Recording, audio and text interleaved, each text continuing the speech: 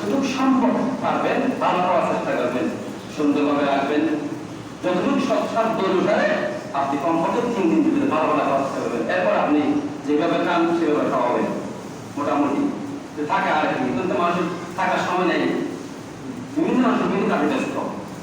আসিও না বিভিন্ন আসতে এক সপ্তাহ রাখতেন, সপ্তাহ রাখতে এখন স্বামী সময় আর নাই, কারণ বিভিন্ন মানুষের বিভিন্ন ব্যস্ততা বেড়ে গেছে।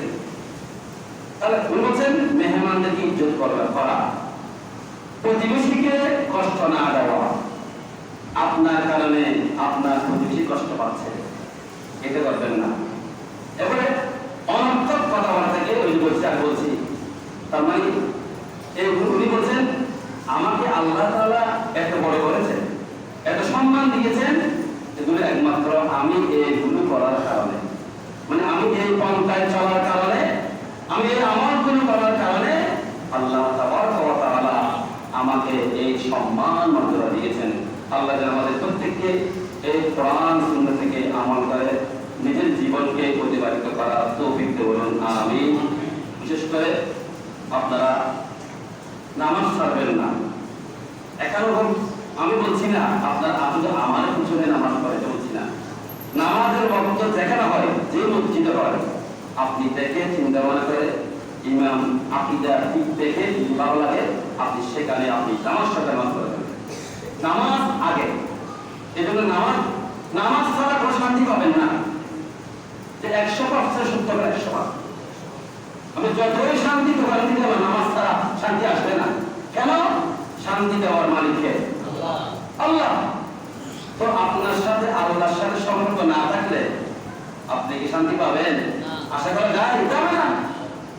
আপনার সাথে মন্ত্রীর সাথে সম্পর্ক নেই, আপনি অনুদান পাবেন না। অনুদান পাবেন, দিবেন তো? আপনি বলেন আমার রাস্তা ভাঙা, আমার যাওয়া আসার পথে অনেক কষ্ট হচ্ছে, তাহলে ওনার সাথে সম্পর্ক না থাকলে অনুদান দিবে না। সম্পর্ক থাকলে মন্ত্রীর সাথে বিভিন্ন ব্যক্তির সাথে আপনাকে দিবে।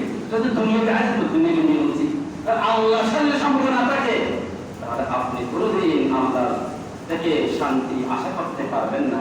আল্লাহ পাক আমাদের প্রত্যেককে নামাজমুখী হওয়ার তৌফিক দেন, বলুন আমিন। আমরা আল্লাহর ঘরকে মহব্বত করি, আল্লাহকে মহব্বত করি, রাসূলকে মহব্বত করি। বিশেষ করে মা বোনদেরকে আমি অনুরোধ জানাচ্ছি আপনারাও যাতে মুসলমানমুখী হন। আল্লাহ যেন এই নামাজ উসিলায় আমাদের নিজের উপর শান্তি দিবে, এলাকার মধ্যে শান্তি দিবে। বিশেষ করে কোন খারাপ কাজ যদি হয়, কোন ছেলে মেয়ে যদি খারাপ কাজ করে, আপনারা বিভিন্ন কলা কৌশলে সুন্দর ভাষায় তাদেরকে বারণ করার চেষ্টা করবেন, নিষেধ করবেন। না হলে নিজেরও ক্ষতি, সমাজের সকলের ক্ষতি। আল্লাহ যেন আমাদের প্রত্যেককে নিজের লাভ, সমাজের লাভ, জনগণের লাভ বুঝার মানার তৌফিক দেন, বলুন আমিন।